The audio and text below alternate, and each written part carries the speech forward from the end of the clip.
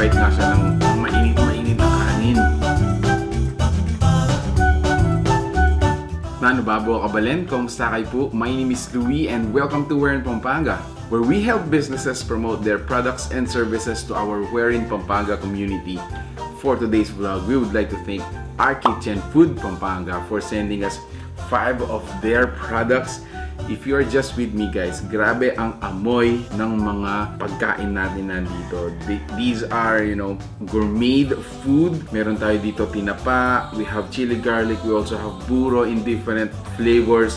Grabe ang amoy. Super duper nakaka-invite tuloy siya ng kanin. But anyway, we're gonna taste them to their, purest form without any rice or any other dishes accompanied with them para talagang malasahan natin kung ano yung kanilang, yung purest taste nila. So, let me introduce them specifically to you one by one. So, starting from my right, meron po tayong spicy burong isda. And then we also have spicy garlic tinapa. I think yung mga tinapa natin, yun yung talagang mabango yung amoy dito eh. And then in the middle, chili garlic oil. Another tinapa gourmet is their lemon garlic tinapa. And then lastly, on my left, yung burong hipon. Meron po tayong dalawang buro, which is the hipon and then the ISDA. And then for the tinapa, we have spicy garlic and then the other one is lemon flavor. And in the middle, grabe, this is the all-around toppings, no? Yung ating spicy garlic. Anyway, let me first taste this spicy garlic tinapa. Grabe. Sobra. Nag-invite nga siya ng mainit-mainit na kanin. Ang sarap. Let me taste yung kanilang lemon garlic tinapa just to let us know kung ano yung difference nila. Grabe.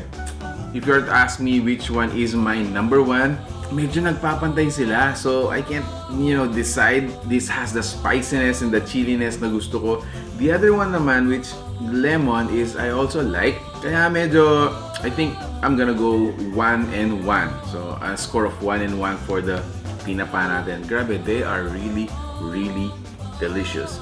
Now for the lemon, I think I'm just gonna add this, spicy garlic on top. I want more. Dagdagan natin.